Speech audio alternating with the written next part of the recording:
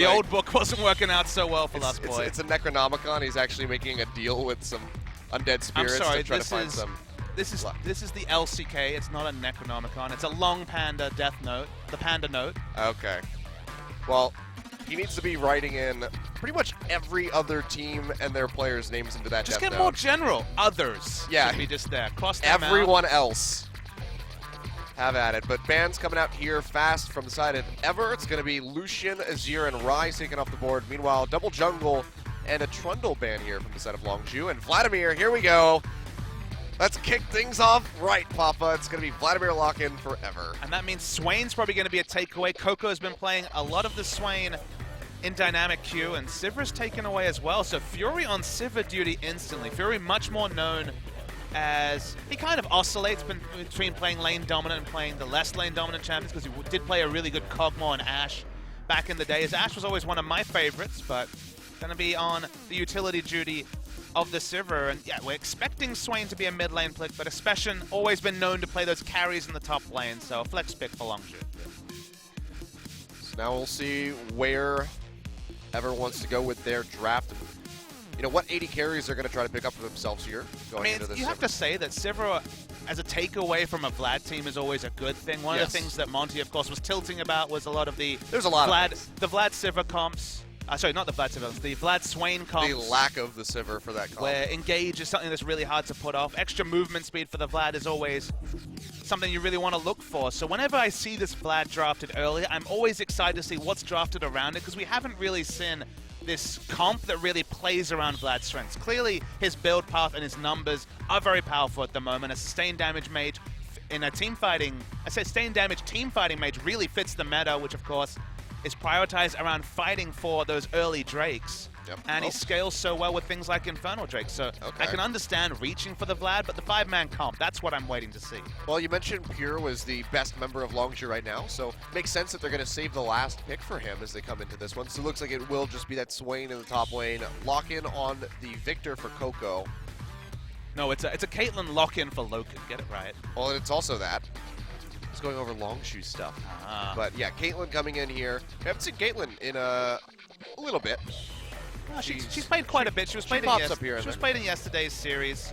Her build path is what really holds her back. Basically, you need the Hurricane, but you want Infinity Edge as fast as possible. So a 2-item expensive power spike makes her a lower priority than other 80 carries like the Lucian, or carries that have other item builds like Ezreal, for example. And it's going to be Echo was the last pick. So engage is certainly not something that ESC does very well. And while it's not quite Swain Vladimir, it seems like there's going to be another struggle for initiation outside of Key, pulling off some heroics on the bar. I can't wait for 6.11 so we don't see this top Echo spam anymore. Get those Trinity Force changes in here, and maybe see some shake-ups with, you know, Jax, Aurelia, especially at the moment.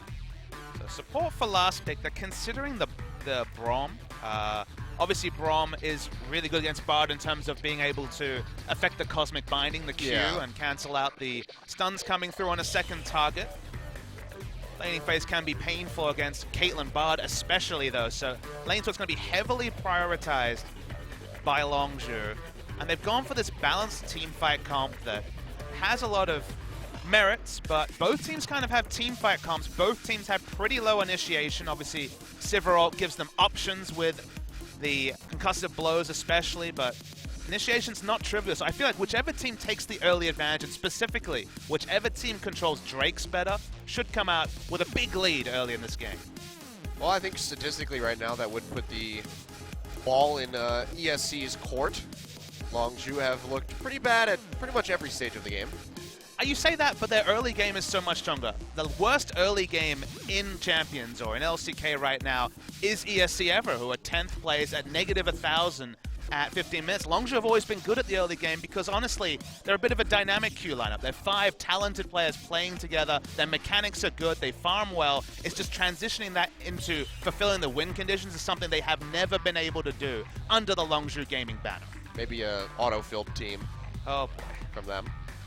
How many times can you say autofill in one broadcast? I don't know. I got a bunch of Diamond 1s on my team. I'm a challenger. How did this happen? Who do you want to point out as the Diamond 1s on this team? That's the question. Pure is the challenger. So Everybody else ranges from Diamond 3 to 1. Let's see how Temp does specifically on the Vladimir. It's a different pick from him. He played it in the past, and Crazy was known as a top lane Vladimir, so they've played around Vladimir before. ESC ever come in heavy favorites, but let's see which ESC ever it is, because the one from the first series didn't necessarily look the same in the next two. Yeah, well, we'll find out as we get onto the Rift here. Game 1, ESC versus Longzhu coming your way.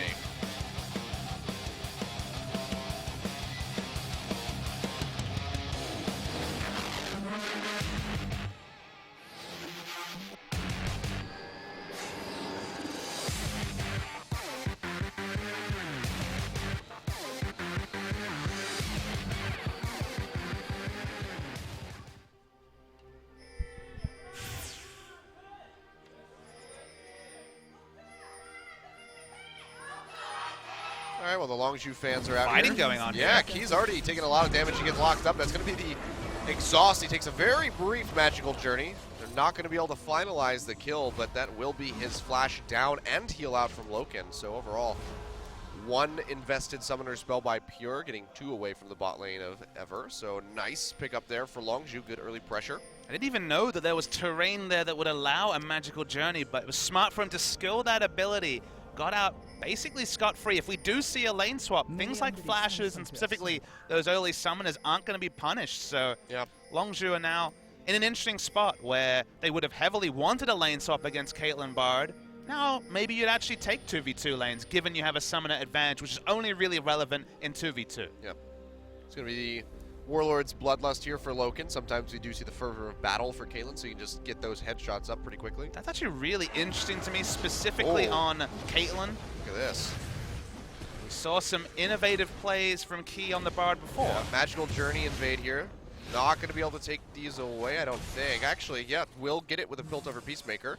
And they're just going to shove Chaser right out of the jungle and chunk him out. So, going to force him onto those potions. And then pitch in onto Expression. Get some free autos and punish Expression for trying to push the lane. Not very many ways for Swain to do that at level 1 after he's already skilled the Decrepify. Beatrice isn't that strong yet. No. It's going to take some time. But yeah, nice little cheeky play will delay that jungle take. And Key's not done yet. He knows Expression hasn't joined Chaser quite at the moment. So just trying to get some additional hits in here. Of course, he can't land those Cosmic Bindings since he did take the Magical Journey, so he's not going to be able to do a whole lot. Meanwhile, Pure waiting in the mid. It's like he might be in a bad spot, the flash and knock up, but he is going to go down. That's a first blood for Coco, so just sticking around way too long without a flash. But that's the sort of punish that should come through. They knew that Key didn't have flash, and unfortunately for Key, someone who's impressed and captured so many imaginations with his innovative play on champions like Bard, this is kind of his MO. One of the reasons they played Totoro a lot in the back half of the Challenger season is that when Key pulls off the aggressive moves that look great, you're like, wow, look at Key. But this is what you forget, is that often he goes on these roaming missions, a la Ambition in previous seasons, gets caught and dies. So there's no safety when there's 2 members, Swain is showing on your screen, and you're closer to the Victor's side of the map. Which means that the mid lane is going to be able to respond first. He has Ghost as well to be there if he needed to use it, so thusly punished is Key. We'll see what Longzhu does after taking this turret. Infernal Drake on the map. See if they want to go for an early start. This Chaser is down on that bottom side of the jungle as well. So getting the 8% increase would be quite nice. Coco's already going to be able to pick up a very early blue buff for himself. So more Death Ray spam. It's worth knowing that he picked up the kill credit as well. It's going to be faster and faster towards that perfect hex score. Both of these turrets should be going down at about the same time. So Key getting killed didn't give too much of a tempo advantage over to Longzhu as far as these lanes are concerned. Early advantage for the struggling Longzhu is something they'll definitely take. Trades with that first blue from the Rex side means that Vladimir is going to have a slightly more worrying early laning phase. Both mid laners going Ghost Flash. Yep. It's interesting to track.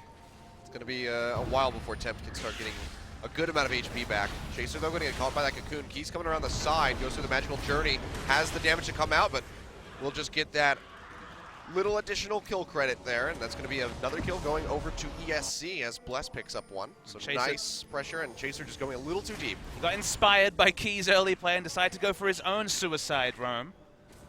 Got taken out, so kill credit, and now buff refresh over to Bless. So much of the early game, so much, honestly, of Ever's victories has been in Tempt. So one of the interesting stats that I pulled is that Tempt is responsible for 31% of his team's damage. That's not the biggest in the league. Crown actually holds that particular title. Yeah, but Crown is way up there. You always think of Ever in terms of Loken. Loken is the player who carried this team through a lot of their international performances. Loken, of course, carried this team, especially through their promotion series as well. We all remember that Sivir game. Yeah, he had a wonderful performance. But this season, Loken's been playing a lot of Ashe, so he's actually at 21%. There's actually 10% almost between Tempt and Loken. We already mentioned that Bless is around 20% as well. Crazy. Bless and Loken are all around 20%, whereas Tempt has been the one dominating that damage chart, even though he actually gets less gold on average a game than Loken. So Loken's been playing the utility champions, playing them well, but Caitlyn is a bit of a chip for him, so I expect to see a bigger performance from Loken this time out. Yep. See, though, double tower swap's going to come through here as ESC goes into this bottom turret, but they were able to pick up the Infernal Drake for themselves, so they're going to be off to a pretty nice start, as the gold figures at the moment aren't going to matter for too much. Infernal Drake means so much specifically for Vladimir, who of course gets the dual scaling with his passive. More ability power for him means more health, so there are a couple Infernal Drake stacks onto a Vladimir, even if he goes for a tank build, you know, expecting Proto build into Rylai's and a fairly tanky build.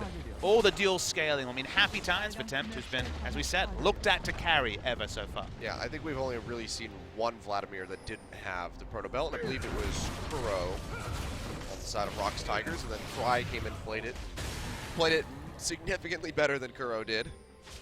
There's just so many different reasons that makes Proto Belt a good fit for Vladimir. The damage from the active does interact with his Hemoplague, so it gets amplified. He has issues closing distance, another gap close is helpful. The Fel comes in, but Bless doesn't have much of anywhere to go, so not going to be able to get a Cocoon in there. Rift Herald will go over to the side of Longzhu, and I believe Chaser picked up the buff. But the build path, I think, is the one that doesn't get spoken of a lot. Vladimir doesn't need to build a Revolver anymore, so Kindle Gem fits his item build well. Health and ability power double scale with Vladimir as well. So just given the health and AP stats, just in so many different ways, Protobelt's a really nice pickup for Vlad. Yep. Oh, well, Tempt going to go in here for some good damage. Goes into the Sanguine Pool, try to slow him up. Hemoplague pops, and it will knock Coco down just below half HP.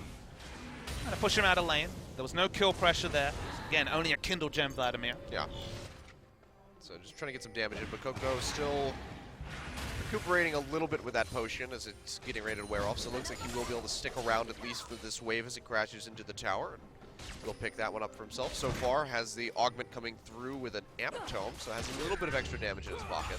So one of the reasons why a lane swap actually worked out pretty well for Ever, as we didn't really touch on, is that of course Swain ended up being the top laner after they went for Victor mid for Coco, and he needs to build Rod of Ages, he needs to hit timing, so when he's starved of gold in the early game, 11 CS behind his opponent, itemizing for that scaling item is just that much more punishing for Expression. So he's been well held as, Bless is going to actually meet Rek'Sai. Yeah, but Chaser sees it. Hey, wait a minute, this red buff's already been started. But look at the mid lane. Vlad has so much pressure. Coco has to back, so actually this is a free objective forever. And Crazy was already pushed up to that tier 2 tower.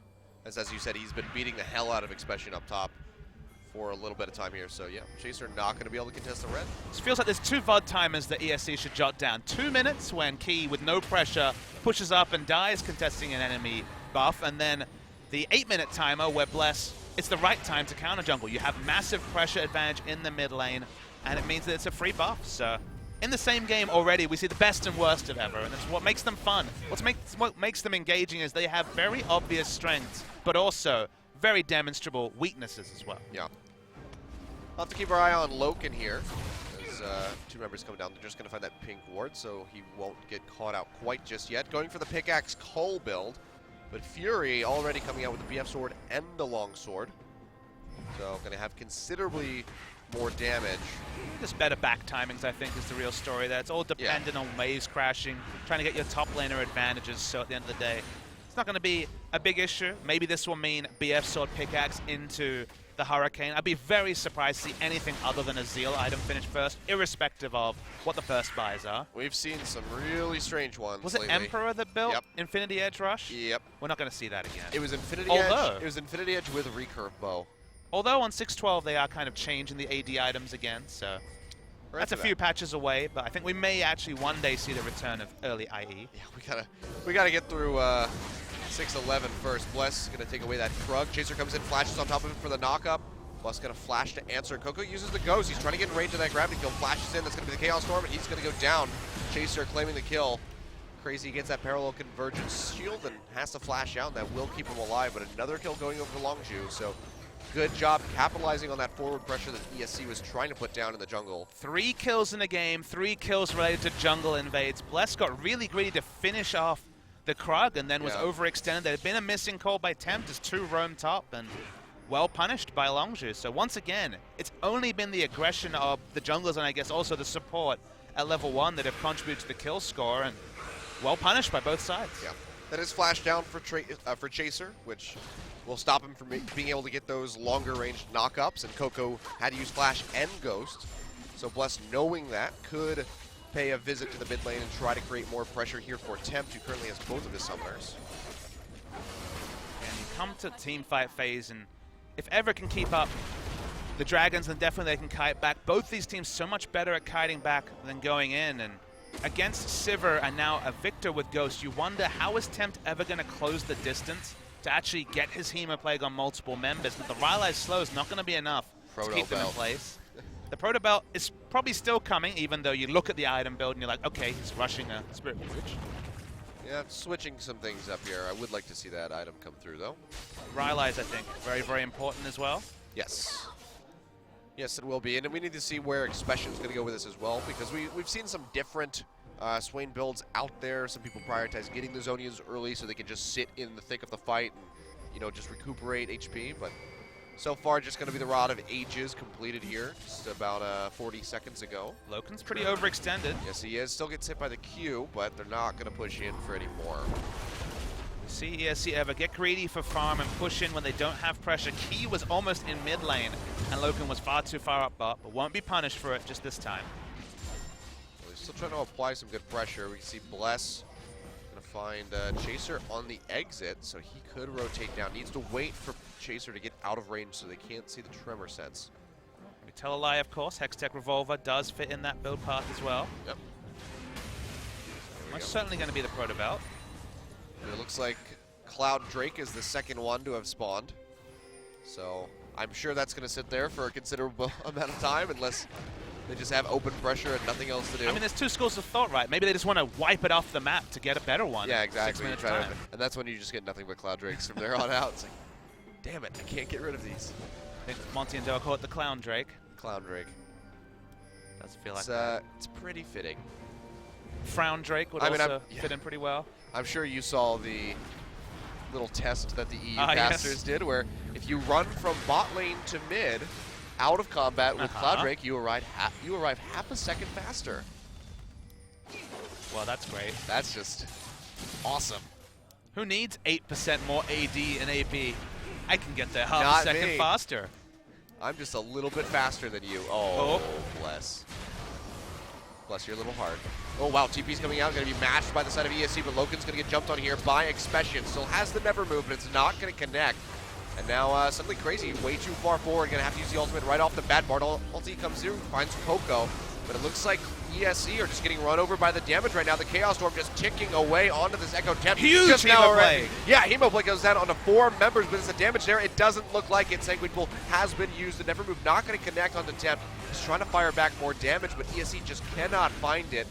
Loken having to back out of there, getting too low. And that's just going to be a kill picked up here for Longzhu, pulling the trigger a little bit faster. And that was the story. Longzhu rotated bot so much faster. Coco popped the Ghost early. Just look at where they are on the minimap. Victor's already basically in bot lane when Vladimir first reacts. So honestly, this is on Tempt being slow on the rotation. At this point, Swain has already DPS'd out Loken, so he doesn't really contribute anything outside of his ultimate. There's been no auto attacks at any point. And Tempt gets in there with a 4-man Hemoplague. If he had rotated earlier, this fight would have gone completely differently. But in the end, the ult just serves to dissuade Longzhu from pushing for any more kills. Yeah, if he could have gotten in there before the Bard ultimate expired, he could have turned that one around potentially. Is the Proto Belt completed for Vladimir? So now he can burn the Proto Belt to get to bot faster. He actually just burned it to wave clear in mid, so It's a 40-second cooldown. Don't have to be too selective with that one. You can see Longzhu are going to start up and just take this Cloud Drake. No one really wants to contest that. It's not warranted from the side of ESC. We'll see what's going to spawn next. And it's going to be another Infernal. All right. Keeping things interesting. An interesting item when we do see the fight for the Infernal Drake is to note that Bless has gone for Needlessly Large Rod, clearly going to be prioritizing Rylai's as his second item, and Aegis by Chaser is completed. Both teams are running pretty AP-heavy lineups. Swain Victor against Echo, Elise, Vladimir. So Aegis is definitely a must-need purchase for both. And with a support like Bard, whose positioning is a bit different, and of course just being the nature of support, the Aegis will be a lot later and less optimal if it's on the Bard, and Bless is already going towards an AP item, so it might actually be difficult to team fight forever in the early game until they have that Aegis completion.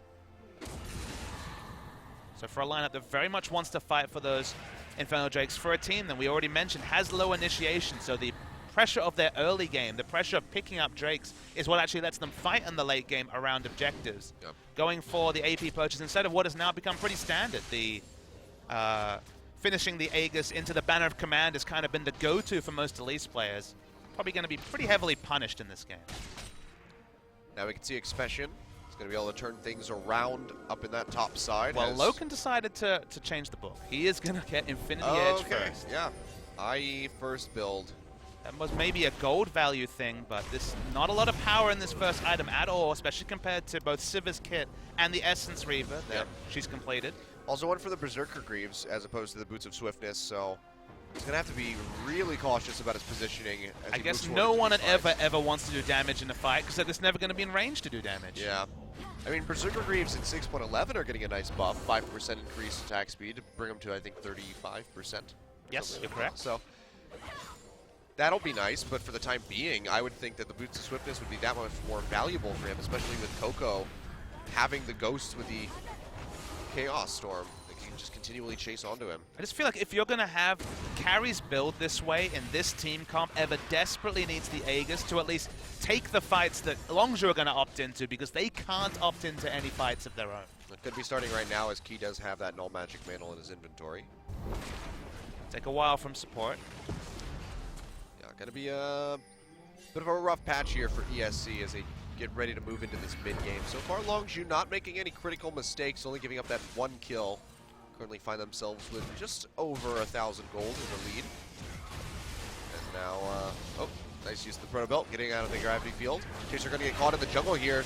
Nice Bard stun as well. He gets exhausted. He goes through the tunnel, and that's going to be pure blocking with the Unbreakable. He will get caught by the Bard ultimate, and here comes Temp trying to get him, and he will just flash away to safety. And no one from Longzhu will go down. And Temp invested the Ghost as well for no gain. It's worth noting that despite the fact that Chase has been almost exclusively in the bot side, teleport coming in. Yeah, teleport coming in, as well as a Void Rush from the side of Chaser. It doesn't look like they're going to be able to find anything. Bing's coming on to Loken, but he's still just a little too elusive. So they will get out of there. So that's going to be a TP down from both sides. No gain though. Crazy, of course, had to channel the TP just to have the option to cancel it. If he had not channeled it, then could have been some kills there. Yeah, well, it looks like Longzhu are going to be able to transfer this pressure into the mid side and work down this tower. Can't quite take it just yet, but they get some really critical damage in. Just wanted to note that Crazy had missed out on a lot of CS. He was 30 behind before he picked up an extra wave. So even though Chaser hadn't been applying pressure in the top side, the flow-on effect of Longzhu having a strong couple of minutes has denied CS away from specifically the Echo. Oh, Temp going in with the Proto Belt, gets out a good bit of damage onto Coco. He's just going to have to try to finish this one out, goes into the Sanguine Pool to deny that damage from the Chaos Storm. Takes it pretty low with the Hemo Plague, but still just not going to be enough to find a kill. It's worth knowing that Expression is scaling up. He did get the Rod of Ages at 11 minutes, so despite the lane swap, was able to find enough farm to pick it up. So good job by him. Well, he started taking a lead. Now we can see it's really growing for him, 122 to 96 at the moment, so he's going to be sitting pretty well at the moment compared to Crazy, who doesn't even have assists. Locker is completed onto the Rek'Sai as well. Really interested to track the next fight.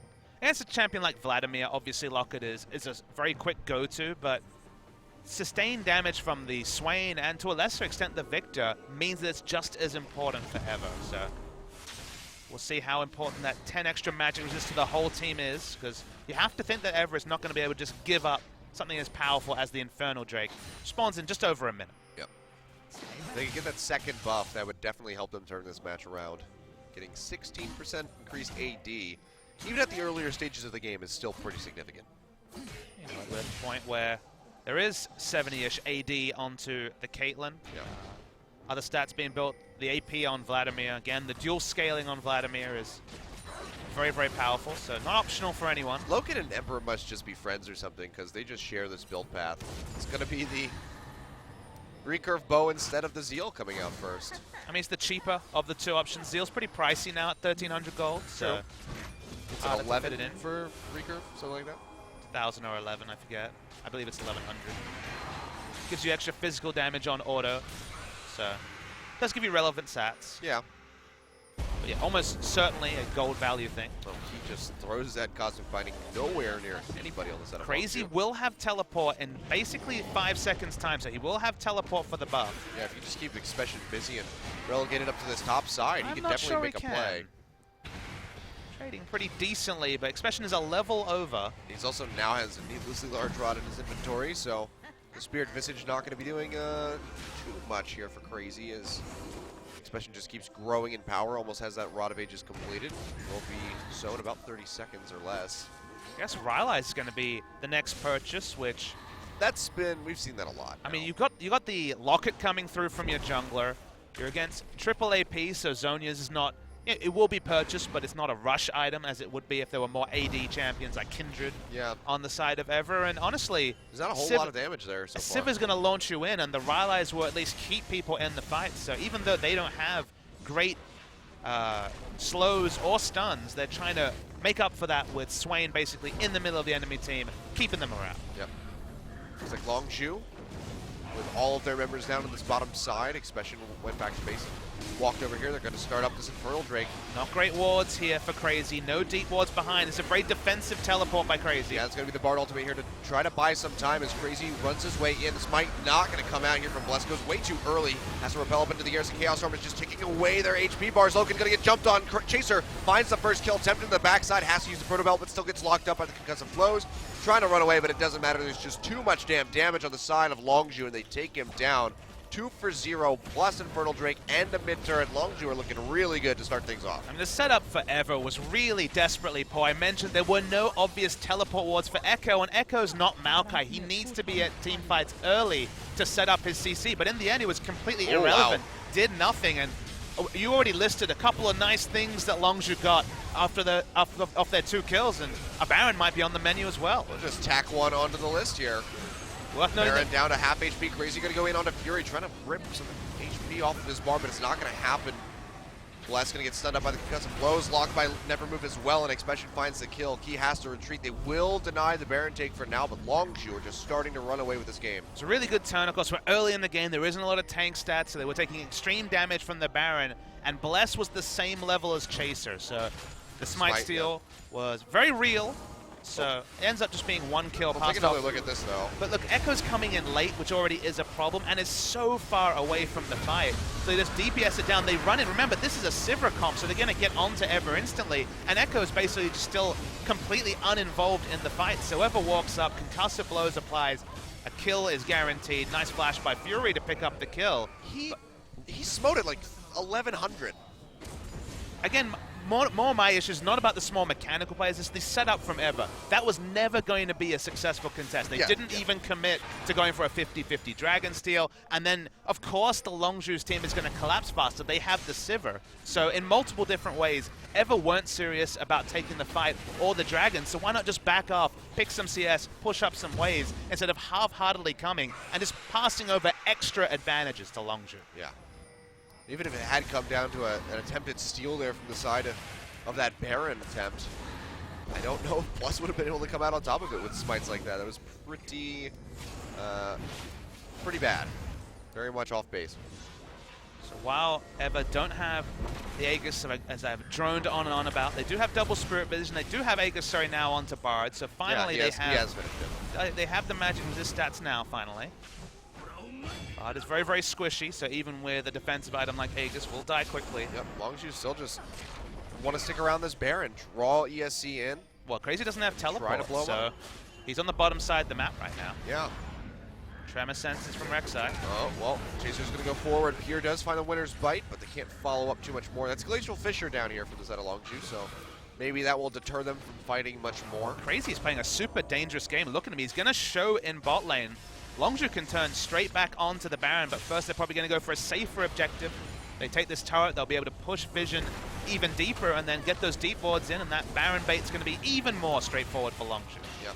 Wave clear is there, though, from Tempt, using that E coming through to blow up the wave as it crashes into the turret, so not going to be able to get too much damage in, but Longzhu is still just going to stick right in this river and wait for ESC to come forward. Like you said, they have the Tremor sense, so they can spot everybody without ward coverage deep into ESC's jungle and try to pull the trigger on something. Looks like Expression going to start to split down to the bottom side, create some pressure, maybe draw Crazy away, but he's going to have the teleport available this time around.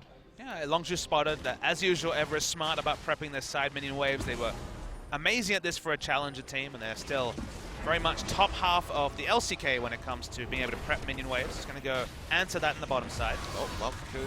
On Chaser, he's going to go forward, pops up Bless, who goes through the magical journey, but there's just really nowhere to run. He gets the flash away. Will it take him to safety? Doesn't look like it is Expression. Throws Beatrice onto him, and Fury, actually with the boomerang blade over the wall, will take him down. Crazy has to flash away from the Gromp pit. And now Tempt on the backside only gets the Hemoplague down onto Coco by the looks of it.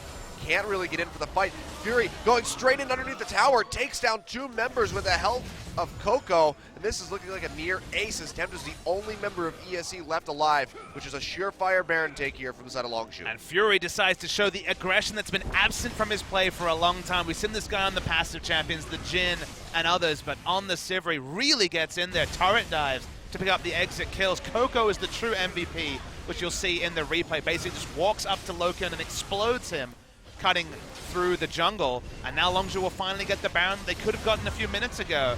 And this team, with Fury back in the lineup, is looking good. Looking really good. Longzhu playing a much different game than they've been playing for the last couple sets. The aggression and the Sivir pick, reaching for Sivir. They haven't been playing Sivir this season.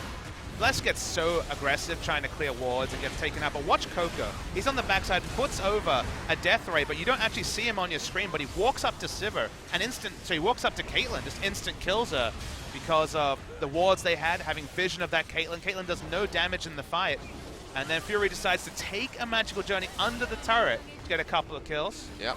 He's fine. Yeah, really nicely played there by Fury. And it seems like, I'd say tempered aggression is looking like the way to win the game at the moment. This is something that CJ was lacking, that they brought out in Game 3, especially against Longzhu just 2 days ago.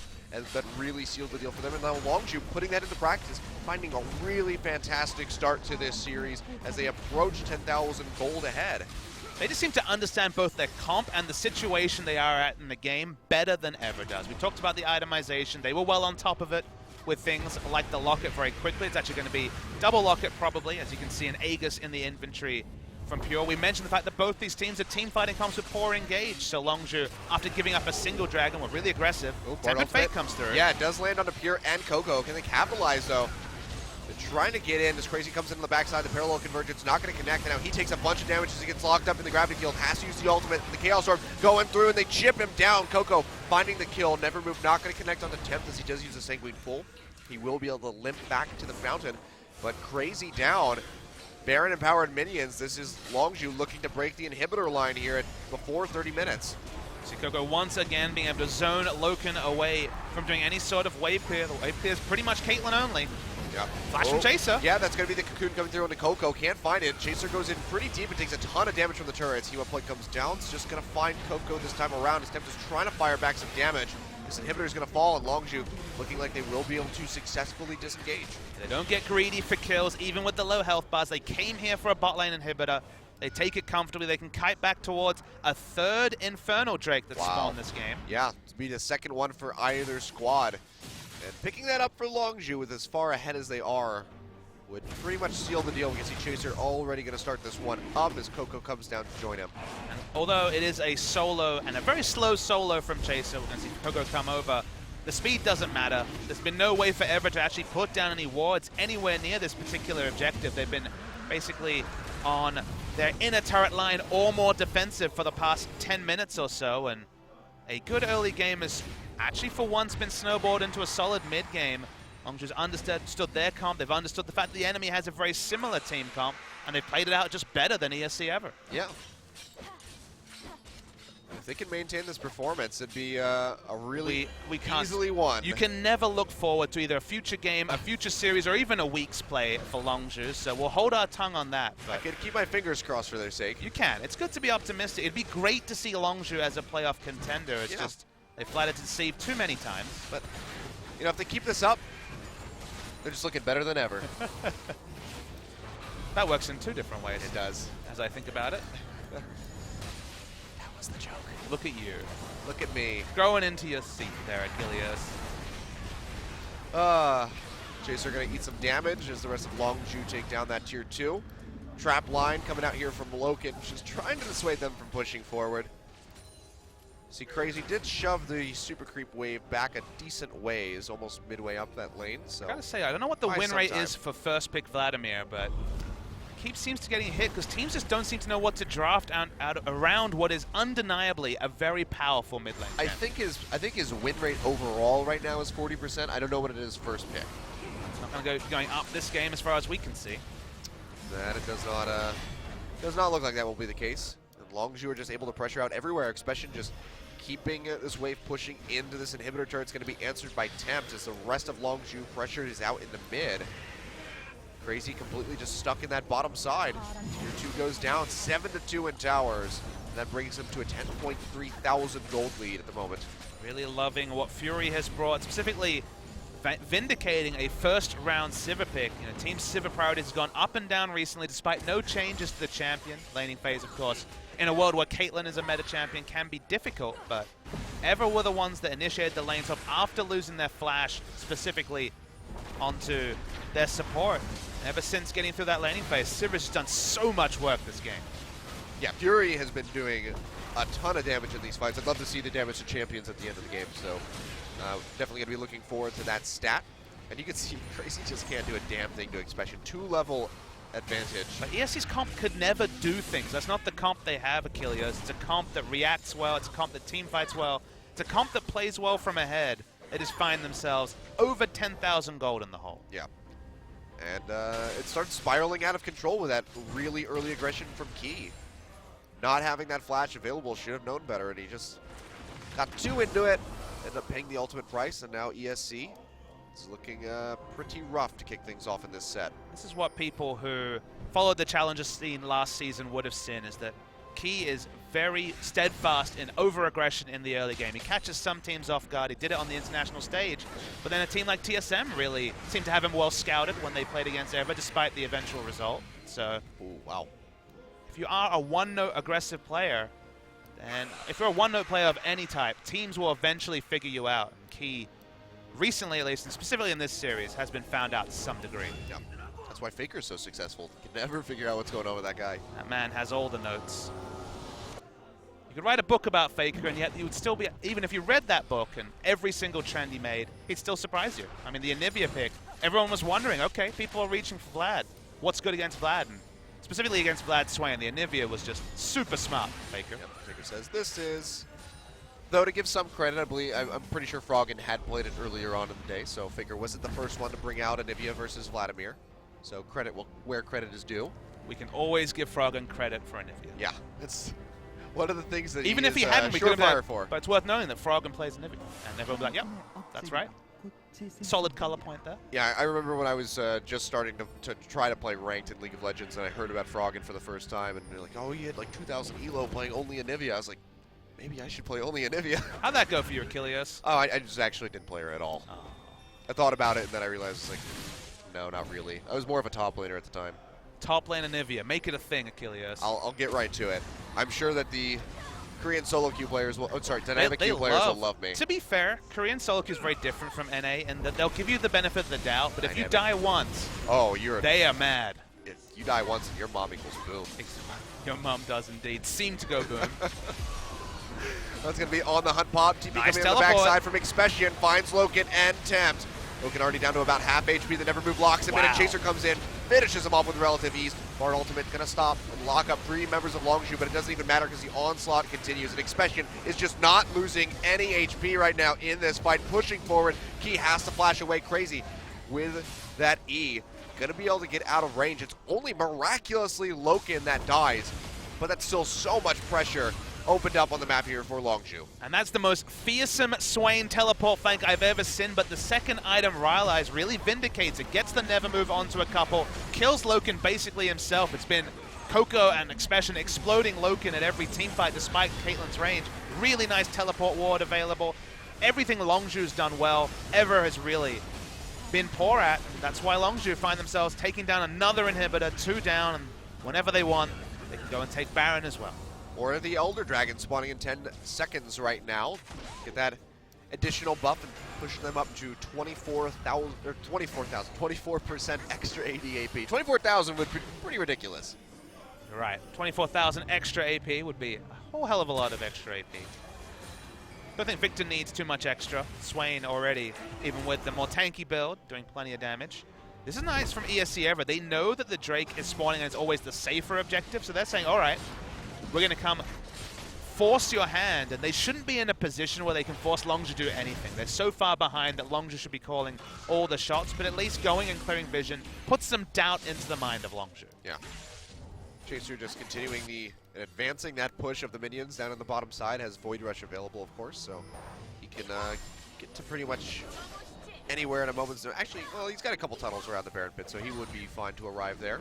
And that's not really a bait ESC should buy, because this isn't the same item build from Rek'Sai's that we've seen recently. Specifically, there's no Titanic Hydra, there's no Ravenous Hydra. The pushing is super, super slow. We've been seeing on the Rek'Sai. We've been seeing this build a lot, especially with a Sightstone in tow ever since Banky came back. So more people have been picking up on this more utility-focused Rek'Sai build rather than Rek'Sai was always built as a full tank. That's why I was surprised to see things like the Titanic Hydra. I mean, all I'm saying is that if you take the Titanic Hydra, by all means, Rek'Sai can pick up CS and either split push defensively or aggressively. But if you see this build, you shouldn't worry about being split pushed by Chaser. Very true. I mean, we've seen some odd augments, I guess we could call it, for Rek'Sai through the years. Black Cleaver was one that we saw for a while. So yeah, a nice stat onto the Rek'Sai, and Baron buff's nice for anyone, but it's only going to be for Longzhu this game, at least. Baron buff plus Elder Dragon. That's going to be pretty damn good. 392 AD on Sivir, who has only a BF Sword, Essence Reaver, and the AD from the Mortal Reminder, so not exactly a mountain of AD in the inventory. Yeah. With the BF Sword coming in there for the Mercurial Scimitar. I always have trouble with that one. You got there. That's all that got there matters. eventually. It took 3 steps, but we got it. But yeah, having that item completed, all of that AD plus a lifesteal, he's just not going to go down. Wave Clear and Poke is decent. They have good range on the side of ESC Ever, but this feels like Longzhu are waiting for the go button. Expression doesn't have teleport, although of course teleport flanks in the base, tricky to pull off. Go button's going to be timed off of these waves crashing in the mid and bot side. You mentioned the word time, and it's worth noting that of course the time for both buffs is pretty small, so they're going to try and make use of them. On the hunt goes out, Chaser pushes in, not going to be able to find much of a target here. Logan just going to get ticked away by that Chaos Storm. He goes down and now Key going to be made very short work of as well. Can't even use a Tempered Fate. Tempted Crazy trying to retreat. Bless just barely makes it to the Fountain Steps, but still goes down.